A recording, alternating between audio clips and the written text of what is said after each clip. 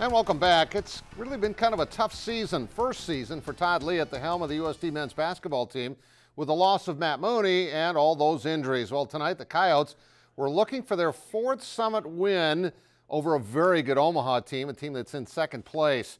Let's check out some of the highlights. Coyotes were down 7-0 to start the game. Tristan Simpson comes back for 3 of his 24 were tied at 10. On defense, we talked about that at 6 o'clock. That's been their strength. Stanley Amude with a leap and the steal takes it all the way.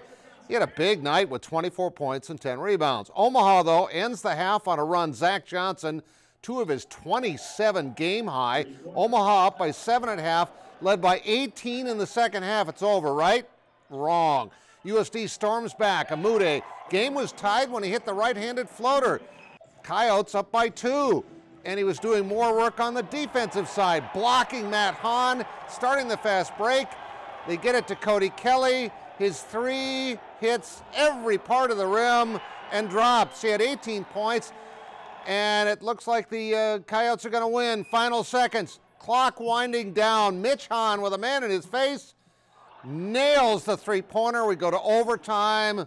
What a deflating way for the regulation to end. And three-pointer there from Matt Pyle. The Mavs prevail in overtime. 107-102 was your final. Afterwards, we talked with head coach Todd Lee. He hit a step-back 3 from 25 feet, and that's a big-time shot. We guarded it the exact way we wanted to guard it, but that's kind of been the story of the year this year. We've lost 10 one-possession games, and this is another one. Like I said, it's been frustrating for them. You wouldn't know it by the score in this one, but they've been a great defensive team all year long. 107. So they finally score a bunch of points, and they lose in overtime. In other college basketball news, the NAIA National Women's Basketball Tournament is going to be staying in Sioux City even after the divisions merge in 2021.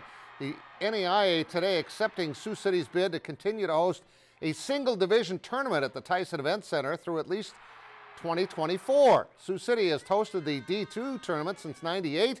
It remains to be seen where the men's tournament will end up. Sioux Falls and the Sanford Pentagon host the men's D2 tournament for the first time last year and will have it again this year in 2020. Kansas City hosts the D1 tournament now. We'll see what happens with those tournaments. Briante Weber wanted to make it back to the NBA, but one of the Skyforce most exciting players in franchise history is leaving to make more money in Greece. Weber is one of those guys you just love to have on your team, and as he told me with a smile, he's the guy on the other teams really don't like to have to play against. I'm just me. I can't really explain it. I'm different from every other player.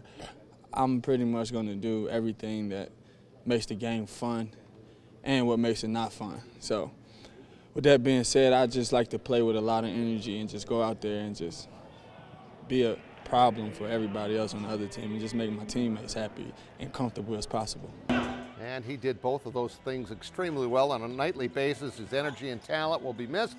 Who knows? Maybe he'll be back. Well, 2018 was a forgettable year for Clark native Kim Kaufman. She lost her LPGA Tour card. And that came after this strong finish in 2017 in the LPA Tour Championship. But she won her card back in Q School in December and is starting the tour in Australia. 2018 really seemed to give Kim a new appreciation for being on tour and for how hard it is to consistently have success year after year. You know, it'd be nice to just be a consistent player who finishes, 4th in the money list every year, but it doesn't happen. It's not that easy. Golf's just kind of mean like that. But we're just going to keep going. I'm excited. I feel good where I'm at. Lexi Thompson to the last 3 points. Yeah, golf can be mean sometimes, but it wasn't mean today. Let's go to your scoreboard. I updated this from 6 o'clock. Look who's leading after 2 rounds. She shot a 7 under par today, and actually Sue O is not done yet, but right now, of all the players in the clubhouse, Kaufman has the lead. That is fabulous.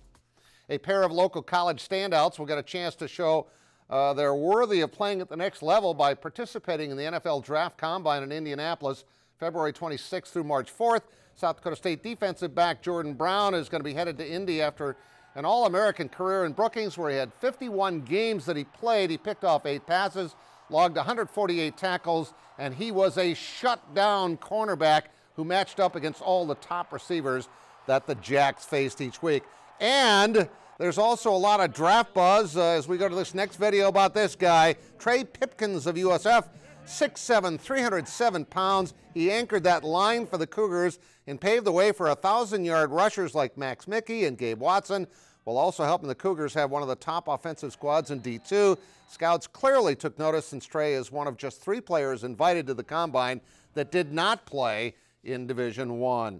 Wild loss tonight, and so did the T-Wolves, 122-112 down in Orlando. We'll be right back.